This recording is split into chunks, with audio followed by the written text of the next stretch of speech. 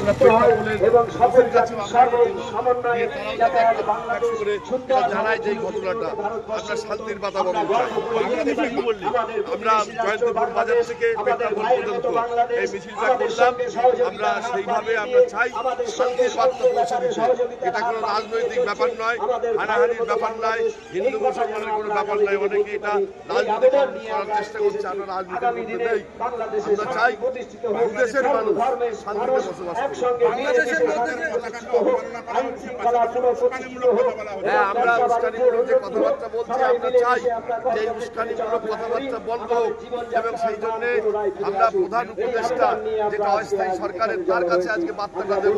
বার্তা দিয়ে আমরা বলবো যে ভারতবর্ষে কিন্তু শান্তিতে যেভাবে বসবাস করে মানুষ, সমস্ত স্তরের মানুষ, সমস্ত ধর্মের মানুষ, সেইভাবে বাংলাদেশেও যাতে সর্বস্তরের মানুষ শান্তিতে বসবাস করে, সংখ্যালঘু মানুষ থেকে শুরু করে সবাই, সেই বার্তাটা দেওয়ার জন্য আমরা আজকে বর্ডারে এসেছি এবং 0 পয়েন্ট পর্যন্ত আমরা পৌঁছাবো আমাদের মিছিল নিয়ে।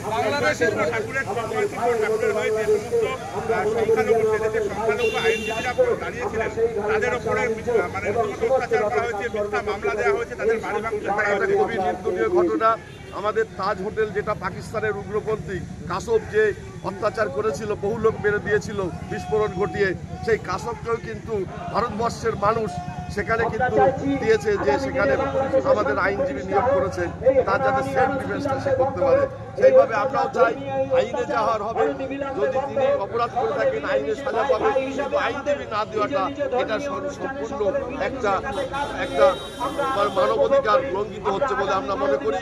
এবং আমরা চাই যে বাংলাদেশে যে মানবাধিকার যেটা আছে সেটা সঠিকভাবে রূপায়ণ করুক এই অস্থায়ী সরকার। এই প্রার্থনা আমরা আজকে করছি তাদের কাছে।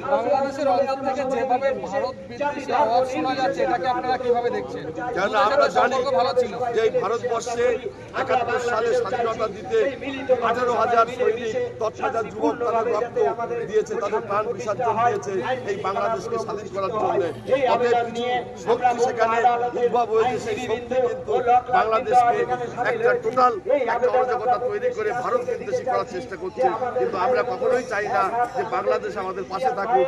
বাংলাদেশের সঙ্গে প্রতিবেশী রাষ্ট্র হিসাবে আমরা যেভাবে চলছিলাম সেইভাবে চলুক। আমরা কোনো দল বুঝি না, আমরা ওখানে আওয়ামী লীগ বুঝি না, আমরা বিএনপি বুঝি না, জামাত বুঝি না। আমরা চাই যে সেখানে সংখ্যালঘু মানুষরা নিরাপদে স্বাধীনভাবে তারা বসবাস করে যেরকম আগে বসবাস করে। সমিত দাস, সম্পাদক, বন্ধু লয়ার